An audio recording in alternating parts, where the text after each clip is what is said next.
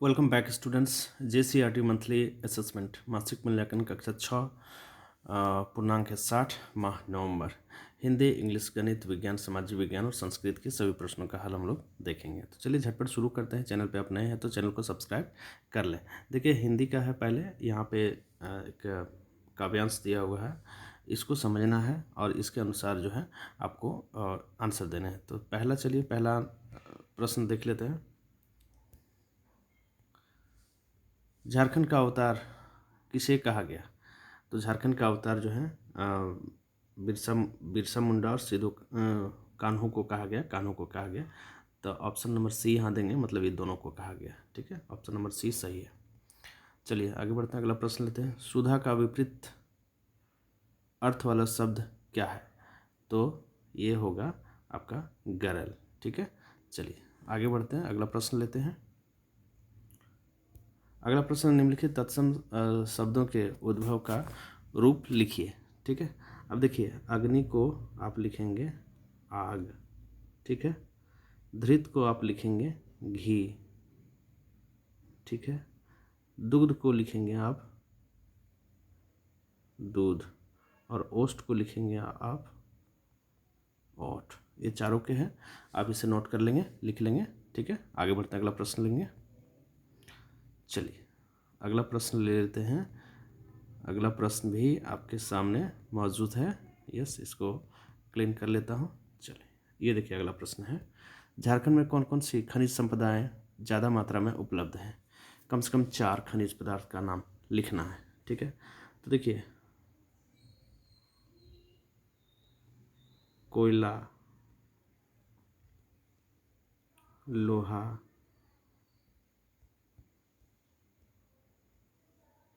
तांबा,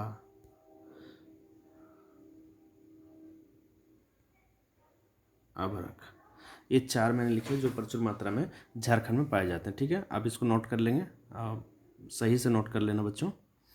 चलिए आगे बढ़ते हैं, अगला प्रश्न ले लेते हैं। अगला प्रश्न क्या है सो देखते हैं। चलिए झटपट, चैनल पर आप नए हैं तो चैनल को सब्सक्राइब जरूर से ज़रूर कर लेना। चलिए नंबर 5 देखिए, यहाँ पे दिया हुआ है। नीचे दी गई पंक्तियों का अर्थ स्पष्ट करिए। जो नीचे पंक्ति है इसका अर्थ सबको स्पष्ट करना है। तो चलिए इसका आंसर देख लेते हैं। देखें, इसका अर्थ हो जाएगा, कवि के अनुसार झारखंड ऐसा स्थान है जहाँ सभी धर्म को सम्मान मिलता है। यानी सभी धर्म जो है समान रूप से यहाँ देखे जाते हैं।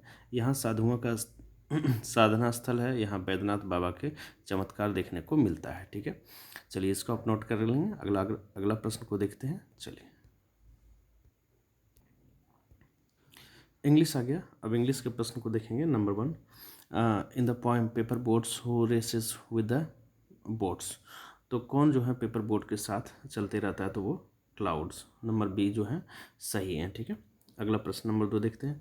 Another word use for Shivli flower in the poem paper boat is down. ठीक है, नंबर सी यहाँ पे टिक कर देंगे। चलिए आगे बढ़ते हैं, अगला प्रश्न लेते हैं। चलिए नंबर 3 जो है, ये देख लें। नंबर 3 जो है, इसके प्रश्न जो है, give one word for a group of given words and make a sentence of it in your own words.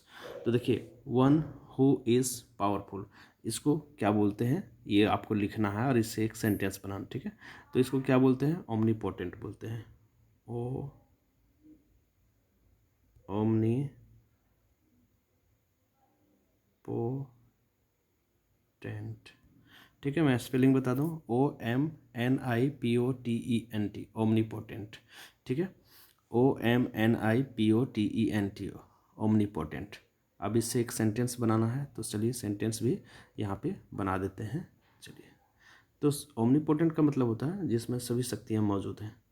तो आप लिख सकते हैं यहाँ पे सेंटेंस में, गॉड इज ओमनी पोटेंट। ठीक है, गॉड इज ओमनीपोटेंट आप लिख सकते हैं। ठीक है, या ओमनीपोटेंट एक साथ में लिखना बच्चों। ठीक है, चलिए अगला प्रश्न ले लेते हैं। अगला प्रश्न है number 4, fill in the blanks with words to complete the sentence from the chapter examination time. Examination time का जो चैप्टर है उसे लेकर के यहाँ सेंटेंस को भरना है। ठीक है, तो चलिए रजम कैम, क्या लिखना है यहाँ पे, टू स्कूल। मैं जो रेड में लिख रहा हूँ इसको खाली स्थान पे भर देना, ठीक है। At the stroke of last bell, ठीक है। यहाँ खाली स्थान पे इसको भर देना, Rajam came to school at the stroke of last bell. चलिए बहुत अच्छा, आगे बढ़ते हैं, अगला प्रश्न को लेते हैं, देख लेते हैं अगला प्रश्न क्या है। चलिए बहुत अच्छा, अब इसको नोट करते जाना बच्चों, ठीक है। नंबर 5 कहता है answer the following questions in your own words, ठीक है, अपने शब्दों में आंसर देने हैं। वाई डिड मनीष से that the 4 annas he had invested in brinjal was not after all a waste। Money क्यों कहता है कि जो 4 आना खर्च किया था उसने ब्रिंजल पे, बैंगन पे, तो वो वेस्ट नहीं था। तो चलिए इसका आंसर देख लेते हैं। इसका आंसर आप यहाँ देख लें, money said that the 4 annas he had invested on brinjal was not after all a waste because he had received all the clues and advices regarding examination through the clerk, ठीक है। चलिए बहुत अच्छा, अगला प्रश्न लेते हैं। यस, अगला प्रश्न है why does a boy in the poem paper boat write his name on the paper boat. Paper boat कविता में पेपर बोट पे लड़का अपना नाम क्यों लिखता था, इसका आंसर देख लेते हैं। He writes his name on the paper boat so that anyone in a strange land will find them and will know who he is। इसलिए लिखता था ताकि वो पेपर बोट जो बह के दूसरे जगह चला जाए और वहाँ जो है किसी अनजान जगह पे लोग जान जाएं कि ये किसका है, ठीक है। चलिए अगला प्रश्न लेते हैं। गणित के प्रश्न आ गए हैं। देखो x का मान जो है 4 लेना है और y का मान 2 लेना है, तो इसका वैल्यू क्या होगा। देखो 6 गुना x के जगह 4 लेंगे माइनस 3 गुना y के जगह 2 लेंगे, तो 6 चौके 24 हो गया और यहाँ 3 दूना 6 हुआ, ठीक है। तो यहाँ पे घट जाएगा 24 में 6, तो 18 आंसर हो जाएगा। तो 18 आंसर होगा, तो यानी ए नंबर जो है आपका सही होगा। ए नंबर जो है आप टिक कर दोगे ए नंबर, ठीक है। ए नंबर जो है आपका सही होगा। चलिए अगला प्रश्न लेते हैं। अगला प्रश्न है समीकरण 12 माइनस वाई बराबर 5 का हल क्या होगा।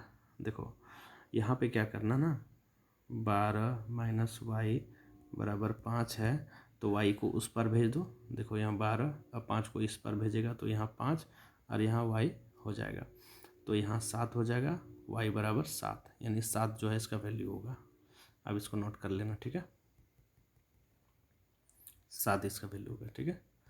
अगला प्रश्न है नीचे दिए गए सारणी को समझ कर खाली स्थान को भरिए, ठीक है। पी का मान जो है यहाँ दिया है 9 और यहाँ 8, तो p माइनस 9 यानी 9 माइनस 9 माना में 0 और यहाँ p का मान 8 है और यहाँ 9 है, तो -1, तो पहला स्थान पे भरेगा 0 और इसके स्थान पे भरेगा -1। चलिए बहुत अच्छा, अगला प्रश्न है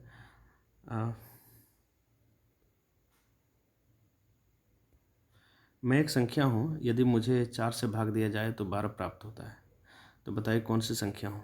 तो मान लीजिए संख्या बराबर x है, तो संख्या x है, इसमें 4 से भागा देते हैं तो कितना मिलता है 12। अब देखिए क्रॉस मल्टीप्लिकेशन करिए, x हो गया और 4 तिया 12 चौके 48, तो आंसर आपका कितना हो गया 48। चलिए आंसर आपका कितना हो गया 48, अब इसको नोट कर लेंगे। अगला प्रश्न है नीचे दिए गए रेखाखंड में कुल कितने रेखाखंड है, ठीक है। तो कुल कितने रेखाखंड है आपको यहाँ बताने हैं। देखिए कुल जो है ना यहाँ पे 6 रेखाखंड है, 6 रेखाखंड है यहाँ पे, तो कौन कौन से हैं सो बताना है। एक ए बी है, ठीक है, फिर बी सी है, ठीक है, फिर सी डी है, ठीक है, फिर ए डी है, फिर ए सी है और फिर बी डी है। ये सभी रेखाखंड है, 6 रेखाखंड, ठीक है, आगे बढ़ते हैं, अगला प्रश्न लेते हैं। अब विज्ञान के प्रश्न आ रहे हैं, विज्ञान के सभी प्रश्नों का हल आपको बताता हूँ। ठीक है, चलिए, बहुत अच्छा। अगला प्रश्न है, एक गड्ढे में कुछ कचरा अवशिष्ट पदार्थ को डालकर उसे मिट्टी से ढक दिया जाता है। कुछ दिनों बाद अवशिष्ट पदार्थ को अगर गड्ढे से बाहर निकाला जाए तो किस पदार्थ में कोई परिवर्तन दिखाई नहीं देगा। मतलब कौन से पदार्थ में कोई परिवर्तन नहीं दिखाई देगा? तो इसका सही आंसर होगा प्लास्टिक। प्लास्टिक कितना दिन भी रह जाएगा मिट्टी में तो वो गलता नहीं है। ठीक है, नंबर 2 का प्रश्न देख लेते हैं। निम्नलिखित विकल्पों में से सही विकल्प का चयन कर बताएं कि दिए गए आदतों में से कौन सा आदत आपको एक पर्यावरण मित्र बनाता है। ठीक है, तो यहाँ जो है ना सही आंसर हो जाएगा कपड़े के थैले का प्रयोग करना। बाकी सब प्लास्टिक चीज़ों से बनी होती है और कागज़ का ज़्यादा यूज संभव नहीं है, तो कपड़े के थैले जो हैं उपयुक्त होते हैं। चलिए, बहुत अच्छा, चलिए बहुत अच्छा। अगला प्रश्न ले लेते हैं। किसी विद्युत परिपथ में स्विच का क्या कार्य होता है? तो स्विच का क्या कार्य होता है, इसका आंसर देख लेते हैं। यहाँ पे आप लिख सकते हैं स्विच जो है विद्युत परिपथ को जोड़ता है और काटता है। विद्युत परिपथ जोड़ता और काटता है। ठीक है, स्विच विद्युत परिपथ जोड़ता है और काटता है। चलिए, बहुत अच्छा, इसका आंसर हो गया। अब अगला प्रश्न की ओर बढ़ते हैं, अगला प्रश्न ले लेते हैं। चलिए, अगला प्रश्न है आपका, विद्यालयों, घरों एवं सार्वजनिक जगहों में कचरों को जमा करने के लिए अलग अलग रंगों के कूड़ेदान का उपयोग क्यों किया जाता है? ठीक है, तो चलिए इसका आंसर देख लेते हैं। इसका आंसर आप यहाँ तक ये वाला लिखेंगे, नगरवासियों को कचड़ों को डस्टबिन में डालना चाहिए। गीला कचरा के लिए हरे कूड़ेदान तथा सूखा कचरा के लिए नीले कूड़ेदान में रखना चाहिए। नगर पालिका कार्य सभी स्थानों पर इन कूड़ेदानों को रखकर नगर को स्वच्छ बनाया जाए। ठीक है, चलिए बहुत अच्छा, अगला प्रश्न लेते हैं। अगला प्रश्न है, विद्युत तथा विद्युत उपकरणों का न होना हमारे जीवन को प्रभावित करता है, कैसे? इसका उत्तर देख लेते हैं। इसका उत्तर आप ये लिखेंगे, ठीक है, ये वाला इसका उत्तर लिखेंगे। विद्युत हमारे दैनिक जीवन के लिए अनिवार्य है। घरों, फैक्ट्रियों, रेलगाड़ी जैसे अनेक संयंत्रों में प्रयोग किया जाता है। ये हमारे जीवन में महत्वपूर्ण प्रभाव डालते हैं। ठीक है, बिना विद्युत के बहुत कार्य नहीं हो पाते हैं। ठीक है, चलिए अगला प्रश्न लेते हैं। अगला प्रश्न सामाजिक विज्ञान से है। नंबर 1 का आंसर मैं आपको सीधा बता देता हूँ, ये महात्मा बुद्ध है। और नंबर 2 का जो आंसर है वो होगा आपका स्थलमंडल। ठीक है, वो होगा आपका स्थलमंडल। और नंबर 3 का आंसर आपका शिक्षा होगा। ठीक है, आप इसको देख लेंगे। चलिए, बहुत अच्छा, आगे बढ़ते हैं, अगला प्रश्न लेते हैं। अगला प्रश्न है, नुक्कड़ नाटक तथा समाचार पत्रों द्वारा किसी भी सामाजिक बुराई को जड़ से मिटाने का प्रयास किया जा सकता है, उदाहरण सहित बताइए। देखिए, इसका आंसर मैं आपको बताता हूँ। देखिए, यहाँ पे लिखेंगे, नुक्कड़ नाटक तथा सरकारी योजनाओं से हमें जागरूक किया जाता है। नुक्कड़ नाटक तथा जो आपका समाचार पत्र है उसके माध्यम से सरकारी योजनाओं का हमें जागरूक किया जाता है। ये विभिन्न जानकारियाँ प्रदान करते हैं। समाचार पत्र अनेक योजनाओं को बताता है, जबकि नाटक समाज को जागरूक करता है, जैसे बाल विवाह, अंधविश्वास, ये सब चीज़ों पे जो है ना वो प्रकाश डालता है। ठीक है, अगला प्रश्न लेते हैं। अगला प्रश्न है, जैव मंडल में जीवन पाया जाता है, क्यों? ठीक है, इसका आंसर देखते हैं हम लोग। जैवमंडल पृथ्वी के चारों ओर व्याप्त है। इसमें पौधों तथा जीवों तथा जंतुओं के रहने के सभी साधन मौजूद हैं। ठीक है, इसलिए जो है सभी जीव वहाँ पे रह सकते हैं। अगला प्रश्न लेते हैं, बौद्ध धर्म से संबंधित विचारों एवं मूल्यों को बताइए। तो चलिए इसका आंसर आपको बताता हूँ। अष्टांग मार्ग पर चलना चाहिए और सांसारिक दुखों और तृष्णा को छोड़ना चाहिए। अष्टांग मार्ग है कौन कौन से? शुद्ध दृष्टि, शुद्ध विचार, शुद्ध संकल्प, शुद्ध प्रयत्न, शुद्ध जीविका, शुद्ध स्मृति, शुद्ध आचरण और शुद्ध वचन। अहिंसा का पालन, पशु की हत्या वर्जित, भेदभाव नहीं करना चाहिए। तो ये बौद्ध धर्म के विचार हैं। चलिए अगला प्रश्न ले लेते हैं। अगला प्रश्न है आपका संस्कृत से। ये देखिए पैसेज दिया हुआ है, इस पैसेज को आप पढ़ लेंगे, समझेंगे। ठीक है, अब हम लोग सीधा प्रश्न की ओर बढ़ते हैं। पहला प्रश्न यहाँ पे है, यहाँ पे आपको आंसर चुनना है। प्रकाशम इति पदस्य किम समानार्थ पदम। तो यहाँ पे ना सही आंसर हो जाएगा आपका ज्योतिमा। दूसरा ना है वृद्धावस्थायाम इति पदस्य विलोम पदम किम। तो वृद्धावस्था का उल्टा शब्द क्या है? तो आपका बाल्यकाले यहाँ पे सही आंसर होगा। ठीक है, चलिए अब देखिए दो प्रश्न हैं, दोनों का उत्तर मैं एक साथ दे दूंगा। नरा सुंदरम विश्व केन अंकेन पश्यन्ति काश अभावे जीवन दुष्करम भवति। तो नेत्र के बारे में यहाँ बताया गया, तो इसका आंसर बता दे। देखिए 3 नंबर का आंसर है नरा सुंदरम विश्व नेत्रन पश्यन्ति, और चौथा का आंसर है नेत्र अभावे जीवन दुष्करम भवति। ठीक है, चलिए। So thanks for watching, wait for the next video.